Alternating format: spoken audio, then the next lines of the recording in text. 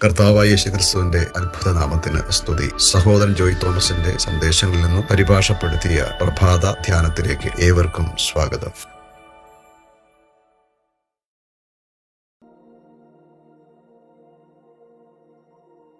മോശ ഇസ്രായേൽ മക്കളെ മിസ്രൈമിൽ നിന്ന് പുറത്തു കൊണ്ടുവന്നതിൽ ഇതിൻ്റെ ഒരു നിഴൽ നമുക്ക് കാണാം. ദൈവം അവരെ വിടുവിച്ചപ്പോൾ അവർ മിസ്രൈമിൽ നിന്ന് പെട്ടെന്ന് വെളിയിൽ വന്നു. എന്നാലും മിസ്രൈം അവരിൽ നിന്ന് പുറത്തു കൊണ്ടുവരുവാൻ 40 നീണ്ട വർഷങ്ങൾ വേണ്ടി വന്നു. അത് ശരിക്കും ബുദ്ധിമുട്ടുള്ള ഒരു കാര്യമായിരുന്നു. അവർ ഒരു ദിവസം കൊണ്ട് മിസ്രൈമിൽ നിന്ന് പുറത്തു വന്നു. മറുവശത്ത് മിസ്രൈമിൽ നിന്ന് വെളിയിലും വന്ന അനേക വർഷങ്ങൾക്ക് ശേഷവും അതിൻ്റെ ഓർമ്മയിൽ നിന്ന് അവർക്ക് വിമുക്തമാകുവാൻ കഴിഞ്ഞില്ല. അവർ മിസ്രൈമിൽ ജീവിച്ച ജീവിതത്തെയും ഭക്ഷിച്ച ഭക്ഷണപാനീയങ്ങളെയും പഴയ അനുഭവങ്ങളെയും ഒക്കെ ഓർത്ത് മരുഭൂമിയിൽ പിറുപിറുത്തു എന്ന് ദൈവവചനം വെളിവാക്കുന്നു. ഇത് നമ്മുടെ ജീവിതത്തിൽ സംഭവിക്കാം. കർത്താവിൻ്റെ ശരീരമായ സഭയിൽ ഉള്ളവർ ആ ആത്മാവിനാൽ ഭരിക്കപ്പെടുമ്പോൾ ഉണ്ടാകുന്ന പ്രശ്നങ്ങൾ നമുക്ക് കാണുവാൻ കഴിയും. ഞങ്ങൾ മിസ്രൈമിൽ വെച്ച് വില കൂടാതെ തിന്നിട്ടുള്ള മത്സ്യം, വെള്ളരിക്ക, മത്തങ്ങ, ഉള്ളി, ചുവന്നുള്ളി, ചിറ്റുള്ളി എന്നിവ ഞങ്ങൾ ഓർക്കുന്നു. ഇപ്പോഴോ ഞങ്ങളുടെ പ്രാണൻ പൊരിഞ്ഞിരിക്കുന്നു. ഈ മന്ന അല്ലാതെ ഒന്നും കാണുവാനില്ല. സംഖ്യാപുസ്തകം 11-ാം അധ്യായം 5-6 വാക്യങ്ങൾ. ഈ കാര്യങ്ങളെ പ്രസ്താവിക്കുന്ന ദൈവജനത്തെ നമുക്ക് ഓർക്കാം. ഈ ആത്മാവിൽ നിന്ന് നമുക്ക് മോചനം ആവശ്യമാണ്. സഹോദരി സഹോദരന്മാരെ, അവൾ തന്നെത്താൻ മഹത്വപ്പെടുത്തി പുളച്ചേടത്തോളം അവൾക്ക് പീഡയും ദുഃഖവും കൊടുപ്പിൻ. രാജ്ഞിയായിട്ട് ഞാൻ ഇരിക്കുന്നു, ഞാൻ വിധവയല്ല, ദുഃഖം കാണുകയുമില്ല എന്ന് അവൾ ഹൃദയം കൊണ്ട് പറയുന്നു. അതുനിമിത്തം മരണം, ദുഃഖം, ക്ഷാമം എന്നിങ്ങനെ അവളുടെ ബാധകൾ ഒരു ദിവസത്തിൽ തന്നെ വരും. അവളെ തീയിലിട്ട് ചുട്ടുകളയും. കർത്താവ് ശക്തനല്ലോ. വെളിപ്പാട് പുസ്തകം 18-ാം അധ്യായം 7 മുതൽ 8 വരെയുള്ള വാക്യങ്ങൾ. അവൾ ഒരു വിധവയല്ലെന്ന് നാം ബാബിലോൺ പറയുന്നതിനെ ഇവിടെ കാണുന്നു. തൻ്റെ കർത്താവായ യേശുക്രിസ്തുവിനെ ഈ ലോകവും ഈ ലോകത്തിലെ മതവിശ്വാസികൾ കൊന്ന് കുരിശിൽ തറച്ചതായി അവൾക്ക് തോന്നുന്നില്ല. പക്ഷെ അവൾ പറയുന്നു, ഞാൻ ഒരു രാജ്ഞിയായിരിക്കുന്നു, ഞാൻ വിധവയല്ല. അതെ, അവൾ സ്വയം ഭരിക്കുന്നു. അവൾ കർത്താവായ യേശുക്രിസ്തുവിന്റെ കർത്തൃത്വത്തിന് കീഴടങ്ങിയിട്ടില്ല. ഭർത്താവിനോടുള്ള വിശ്വസ്തത അവൾക്ക് നഷ്ടപ്പെട്ടു.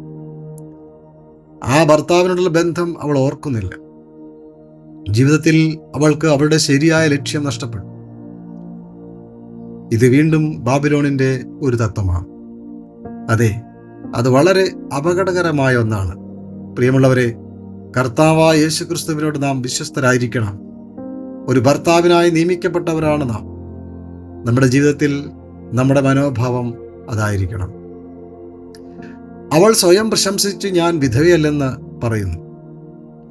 ഞാൻ ഒരു രാജ്ഞിയാണ്. അതെ, അവൾ കർത്താവിൽ നിന്ന് വേർപെട്ട് സുഖലോലുപയായി ആഡംബരത്തോടെ ജീവിക്കുന്നു. നമ്മുടെ ജീവിതത്തിൽ ബാബിലോണിന്റെ ഈ ആത്മാവിൽ നിന്ന് നാം ശുദ്ധീകരിക്കപ്പെടേണ്ടത് അനിവാര്യമാണ്. ബാബിലോണിന്റെ ആത്മാവ് ദൈവത്തിന്റെ കാര്യങ്ങളെ മനുഷ്യരുടെ കാര്യങ്ങളുമായി കൂട്ടിക്കലർത്തുന്ന ഒന്നാണെന്ന് എല്ലാം വെളിവാക്കും. ഇത് മനുഷ്യന്റെ കാര്യങ്ങളെ ദൈവികമായ ഒന്നായി കാണിക്കുന്ന പ്രവണതയാണ്. നമുക്ക് ബാബിലോണിന്റെ നിരവധി തത്വങ്ങൾ കാണാൻ കഴിയും. പ്രധാനമായും അത് ഒരു കൂട്ടിക്കലർപ്പാണ്. മനുഷ്യനിൽ നിന്നുള്ളതിനെ ദൈവത്തിൻ്റെതായി കാണിക്കുന്ന ഒരു കാര്യമാണ്. കൂട്ടിക്കലർപ്പ് വീണ്ടും ബാബിലോണിന്റെ ആത്മാവാണ്. അത് ദൈവത്തിന് ഒരിക്കലും അംഗീകരിക്കാൻ കഴിയാത്ത ഒന്നാണ്. നമ്മുടെ ജീവിതത്തിൽ ഇതുണ്ടോ എന്ന് നാം പരിശോധിക്കേണ്ടതുണ്ട്. അവരുടെ നടുവിൽ നിന്ന് പുറപ്പെട്ട് വേർപെട്ടിരിപ്പിൻ എന്ന് കർത്താവ് അരുളിച്ചെയ്തു. അശുദ്ധമായത് ഒന്നും തുടരുത്. എന്നാൽ ഞാൻ നിങ്ങളെ കൈക്കൊണ്ട് നിങ്ങൾക്ക് പിതാവും നിങ്ങൾ എനിക്ക് പുത്രന്മാരും പുത്രിമാരുമായിരിക്കും എന്ന് സർവശക്തനായ കർത്താവ് അരുളിച്ചെയ്യുന്നു. 2 കൊരിന്ത്യർ 6-ാം അധ്യായം 17-18 വാക്യങ്ങൾ. പ്രിയരെ, നാം ബാബിലോണിനെ വിട്ട് വേർപിരിയേണ്ടതുണ്ട്.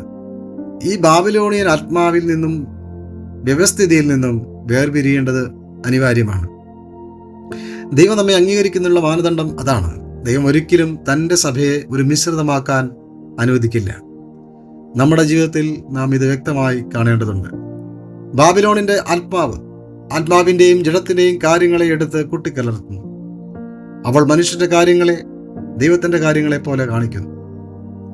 അതിനെ ദൈവം വെറുക്കുന്നു എന്ന് നാം മനസ്സിലാക്കണം.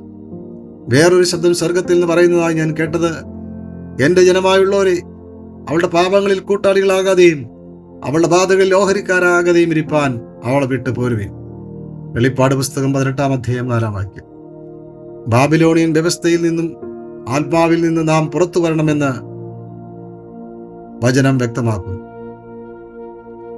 ഈ ബാബിലോണിയൻ വ്യവസ്ഥയിൽ നിന്നും അതിൻ്റെ ആത്മാവിൽ നിന്നും നാം പുറത്തു വരണമെന്ന് ഈ വചനം വ്യക്തമാക്കുന്നു.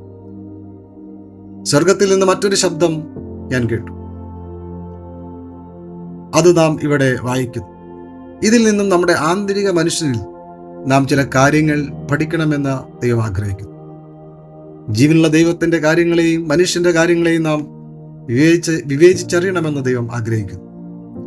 ബാബിലോണിന്റെ ആത്മാവിനാൽ ഭരിക്കപ്പെടുന്ന എല്ലാറ്റിൽ നിന്നും, മനുഷ്യന്റെ ശക്തി ഭരിക്കുന്ന എല്ലാറ്റിൽ നിന്നും, മനുഷ്യന്റെ ശക്തി ദൈവത്തിന്റെ ശക്തിയുമായി കലർന്നിരിക്കുന്ന എല്ലാത്തിൽ നിന്നും നാം വേർപെടണം എന്ന് ഇത് വ്യക്തമാക്കുന്നു.